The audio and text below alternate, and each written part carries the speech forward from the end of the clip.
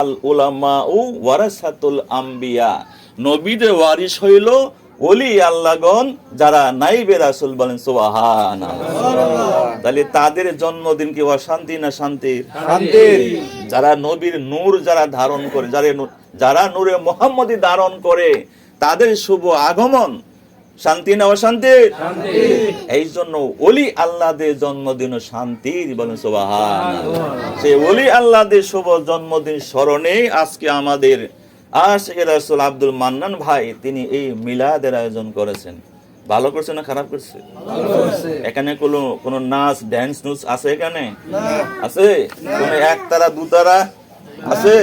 তিন তারা, চার তারা, পাঁচ তারা আছে? নাই। তাহলে বোঝা যায় যে এইভাবে জন্মদিন পালন করা যায়, ঠিক না?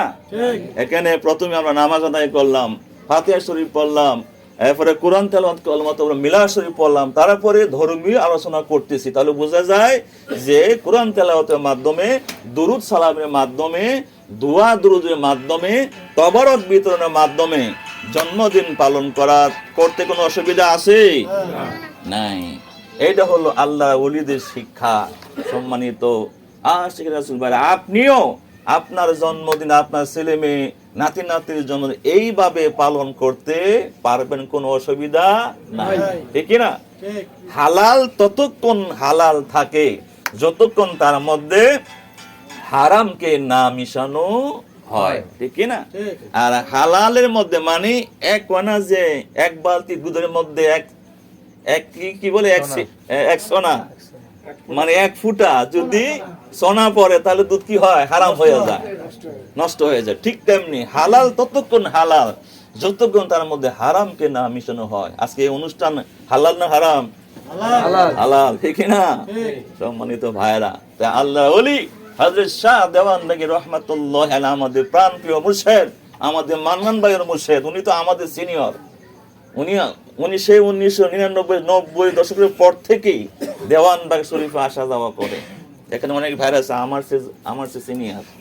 তো সেই মহান মুর্শিদের শুভ জন্মদিন আগামী, যদিও তার অরিজিনাল জন্মদিন হইল 14 ডিসেম্বর, রোজ বুধবার। অরিজিনাল জন্মদিন 14 ডিসেম্বর 1949 সাল, রোজ বুধবার, সকাল 10 ঘটিকা, ব্রাহ্মণবাড়িয়া জেলার বাহাদুরপুর গ্রামে সম্ভ্রান্ত মুসলিম পরিবারে তার শুভ আগমন হয়, বলেন মারহাবা। তিনি এমন এক মহামানব, তিনি জগতের বুকে এসে তার জন্মের 7ম দিবসে তার নাম রাখেন একজন প্রখ্যাত মাওলানা, যাকে বলা হয় ফকরে বাংলা। কি বাংলা? ফকর মানে কি? ফকর মানে অহংকার, ফকর মানে গর্ব, মানে বাংলার গর্ব, বাংলার গৌরব। একজন প্রখ্যাত বিখ্যাত আলেম ছিলেন তৎকালীন সময়, যিনি কাবা